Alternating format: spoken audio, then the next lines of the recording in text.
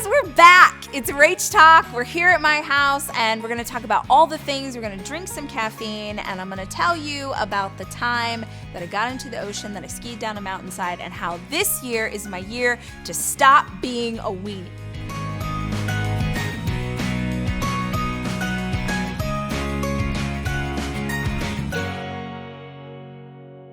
I mean, okay, it's been a minute and I'm back. I'm not going to say I'm better than ever. I'm just here. And also here is the dapper Jeffrey Hollis. Can you see him? I didn't invite him. He just showed up and he's got his bow tie on, so he's ready. Look at him, like he's waiting for his cue. He's like, what are we doing? Possibly for the first time ever, I'm actually prepared. Jack, if you can even believe that. I got all sorts of things to talk about. And not only am I prepared, but I have video footage, which I know you're going to love. I know. Who am I even? What's happening? Oh, wait. Are we assuming that people know what Rach Talk is? I don't need to, explain it. Whoa! There's a bee! I literally, what do you do with your hands? I was like a Tyrannosaurus Rex. You know. I literally walked out with my chonies hanging out in the world.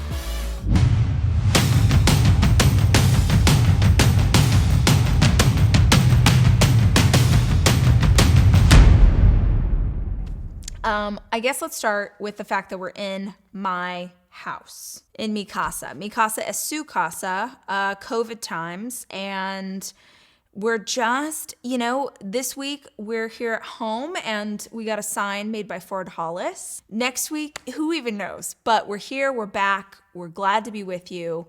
Not for nothing, but my left eye has been twitching for 3 days. And I'm sure it's not noticeable, but on the off chance that I'm sitting here which is what it feels like to me, I'm okay.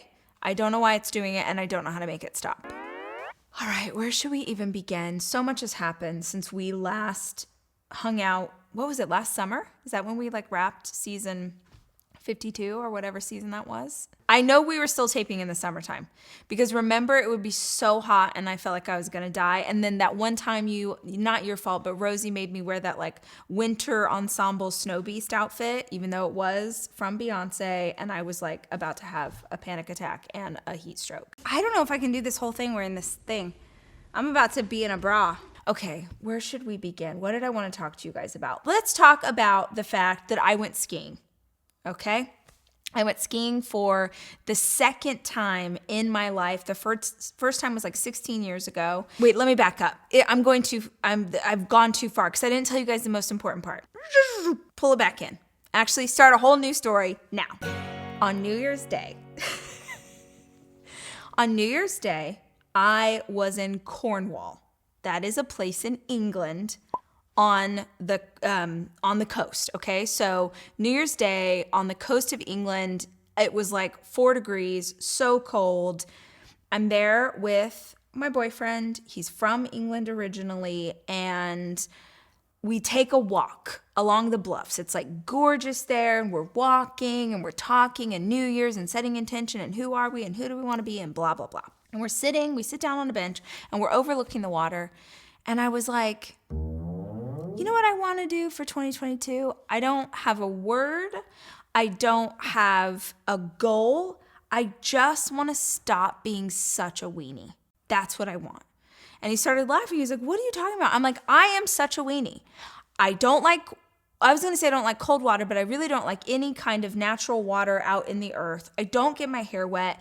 I'm afraid of things like skating, surfing, skiing, anything that's a blade that's traveling quickly over one of, the mediums here on earth. I'm a weenie. You want me to go talk to 20,000 people in an arena for 3 hours? I got you. You want me to go get in cold water? I'm gonna have a full-blown panic attack trying to get in. I'm not lying. In fact, I have footage of this, Jack. That time that Sammy and Beans took me to Barton Creek, which is 65 degrees. Yes, that's cold. It was 110 that day. We were in Austin, Texas in the middle of summertime. I'm trying to get into cold water when it is 110 degrees and I am freaking out like I'm about to be murdered. So cold. It's better when you get in. I don't want to be a weenie anymore. And I say to my guides, my angels, the universe, I'm like, give me an opportunity to be brave. Fast forward 35 minutes later, we go back to the house that we rented. It was like all of his friends. We walk in the door and a group of his friends are like, we're going in the ocean. Now, please recall that, look at this dog. Are you a good boy? Yes. Are you tired? Yeah. It's hard to wear a bow tie. Anyway, so his friends are like, we're going in the ocean. It's a New Year's Day thing. We're going in the ocean, freezing ocean in England on January 1st, and it's freezing outside. I'm wearing like a full parka, and they want to go in the ocean, but I had just asked the universe to give me an opportunity to be brave, and I'm like, I'm going. And Boo Thing is like, wait, what? Because he knows I won't even go in the ocean in Hawaii. I'm such a weenie. And I'm like, I'm going. And his friends have wetsuits, right? Rach doesn't even have a bikini. I'm going to go ahead and wear the old Target sports bra and some chonies and wander on down to the ocean side and see what happens. So they're gathering the troops. They get together. They all start walking down. Everyone's talking. Oh, this is so fun. Yay.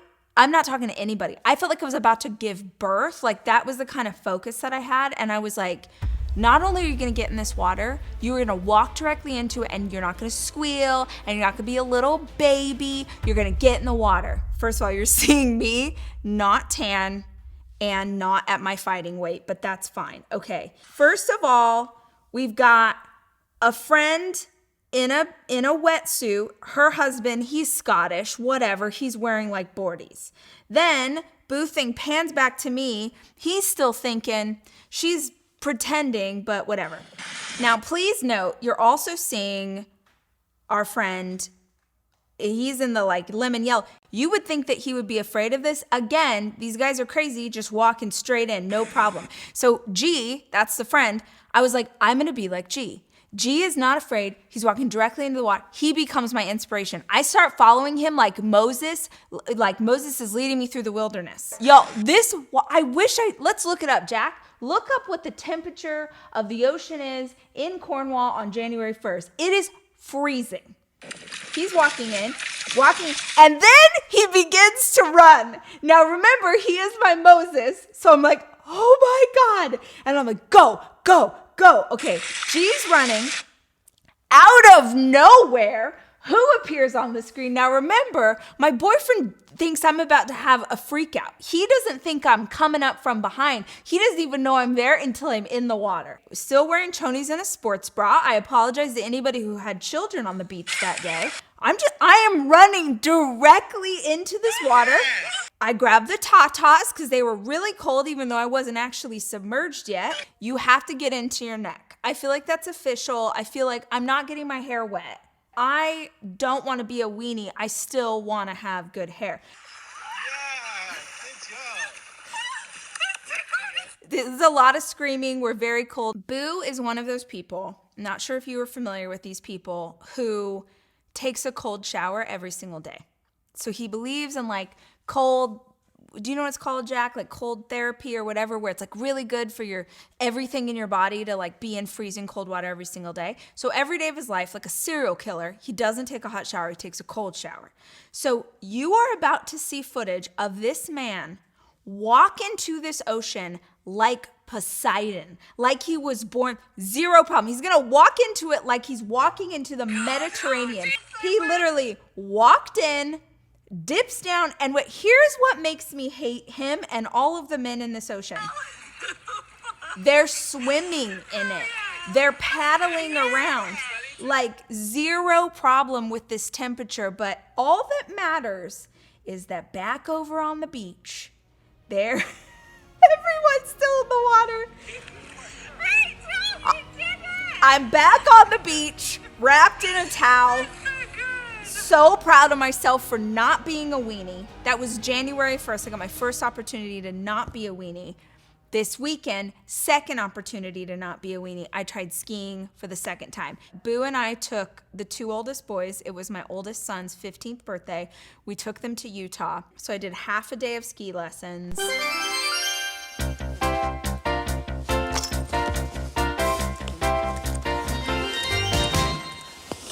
Hi. They were like, you guys aren't ready to like do anything. But at that point I was like, there's only one way to learn, Jeffrey, and that's by doing. So I was like, I'm ready to fall down this mountainside because I'm not a weenie anymore, and the only way I'm gonna learn is to go. And guess what? I did fall down the mountain, Jack, more than one time. I got some footage for you. You're welcome. The first time that I went down this mountain, which was called, they didn't call it a bunny slope, they called it the Mellow Moose. There's like 100 different ski runs in Park City. Mama just stayed over on the Mellow Moose.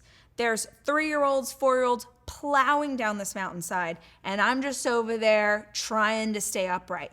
The first time I go down, boyfriend is taping me. He's doing a video of me. You guys, I thought I was going 175 miles an hour. If you look at this video, I am ashamed. I am embarrassed and ashamed of what I am looking at. There are grandmothers that move. There are snails. Just everything moves faster than me down the mountainside. The scariest part of the mountain is at the bottom. So at the bottom of the mountain, there's all these signs that say slow zone, but I'm very confused by that, Utah, because the slow zone is the steepest part of the mountain, and is very scary to come in to a landing. So I'm doing great. I get down to the bottom of the hill. I see all these yellow signs that say slow zone. I have a full panic attack. My whole body starts convulsing in a way that it can only do on skis, and I eat it.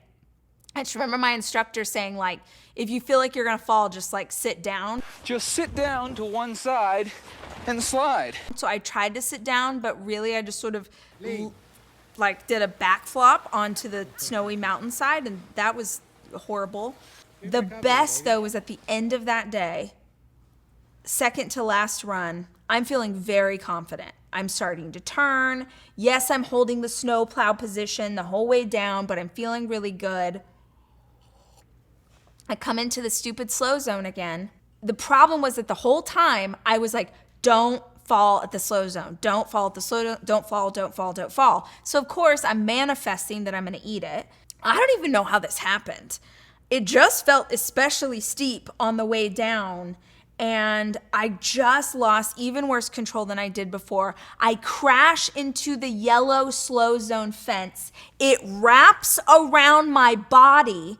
I am laying in a position, oh God, I don't have the core strength for that, but I'm laying like a dying spider wrapped in a yellow slow zone thing, and I have skis on. So they're going each which way. I can't get up. I can't breathe. I'm laughing so hard. 2 instructors from this mountain leave their teaching groups of like small children who are stable and fine to come try and help me up off the mountainside. I can't even get up, and I had to do that thing, if you guys are skiers, where you like put your pole in the back to get your foot off the skis. I couldn't even stand up in the skis. There was no amount of helping me. It was mortifying. And people are passing me like, ma'am, are you okay? Like, I concerned people with how hard I ate it on the mountain. But you know who's not a weenie? This guy. I love February every single year because I don't know about you guys, but January tends to fly by for me. Like, it's a great time to set goals and set intentions, but I also think it's just so busy and chaotic. The kids are back in school. We're getting through the holidays. We're trying to be more conscious of our health, that it's really easy to kind of lose the entire month. And if that's you, if you feel like you haven't been as intentional in this new year as you want to be, there's always time. Every single day is a chance for you to reset your intentions. And if you need a great day to do that this month, consider the full moon. Now, whether you're into woo-woo stuff like me, or you're just sort of curious about why the full moon matters, I did an entire podcast about this episode, and it's available on YouTube and anywhere you get your pods. Episode 222, I'm doing this, Jack, so that you can add it there. The full moon, when it comes to spirituality, represents letting go. It's the fullness of the moon cycle. It's the last day of a lunar cycle. And it asks the question of us, if we care to listen, what do you need to release?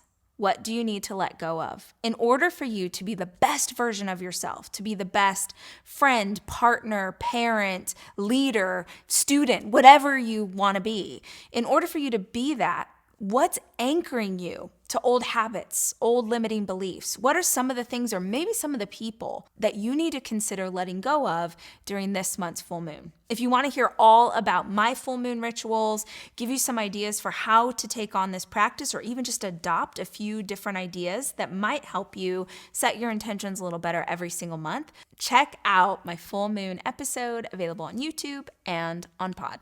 Okay, guys, that's it. That's it for today's episode of Rach Talk. Please subscribe to the channel so you get a notification every time I post a new episode, every single Monday at 6 p.m. Central. I hope that you have a fantastic day, a fantastic week, and remember, let's keep it positive in the comments. Be sure and love yourself and love others really well. Until I see you next time, I love you, and I'm rooting for you.